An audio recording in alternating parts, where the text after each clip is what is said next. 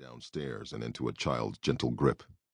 As for the spellings and definitions of most of the patois words threaded through the text, I am indebted to Cambridge University Press's Dictionary of Jamaican English, edited by F.G. Cassidy and R.B. LePage, without which I could never have transcribed many of my interviews. Other spellings employed in the replication of the island vernacular follow as closely as possible the slightly inconsistent style of the Daily Gleaner, Jamaica's 158-year-old newspaper.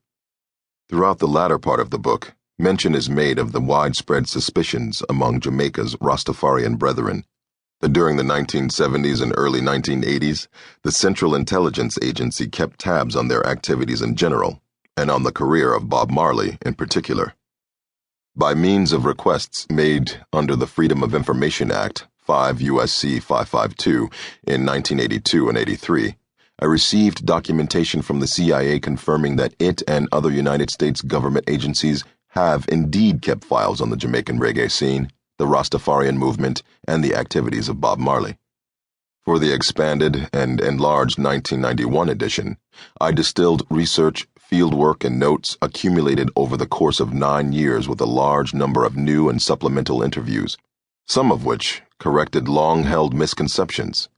For instance, it has been widely published over the last 2 decades that Rod Stewart played the harried harmonica on the ska classic My Boy Lollipop.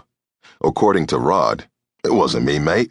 I believe that it was this guy, Peter Hogman, who replaced me in an early 60s R&B band, Jimmy Powell and the Five Dimensions. I couldn't play as well as him, but he did have the same fucking haircut as me, which I was more annoyed at than the rest." Also, several sources and archivists sought me out to offer new details or help amend a factoid or two.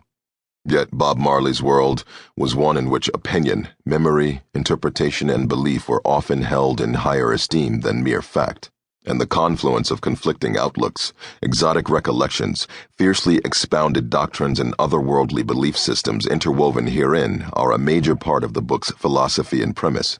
In a way, there are 3 unique presences in this story: Bob Marley, Jamaica, and the power of faith.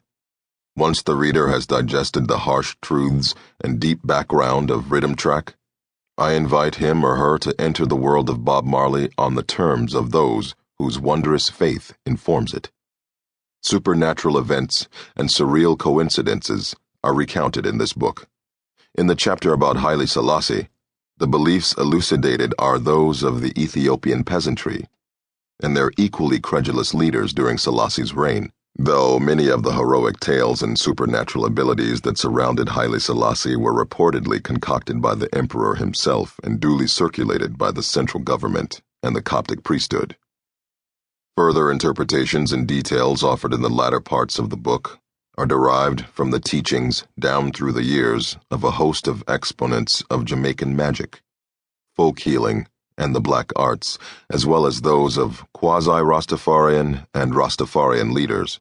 Among them, Robert Athley I. Rogers, Leonard Percival Howell, B. L. Wilson, H. Archibald Dunkley, and Claudius Henry. Often, as further filtered through the memories and personal catechisms of Bob Marley and his close relatives and friends. Whether the reader wants to believe that such supernatural events are credible is his or her decision. My point in attempting to tell this story from the subjective viewpoint of its protagonists is to convey the fact that the people around Haile Selassie and Bob Marley, past and present, indeed believed in magic, and lived their lives in accordance with these beliefs. Just as the 1992 edition included a host of amendments, discography additions, and fascinating new specifics, such as the fact that Marley's 1963 One Cup of Coffee single was actually a cover version of Texan Claude Gray's 1961 U.S. country hit, I'll Just Have a Cup of Coffee, Then I'll Go.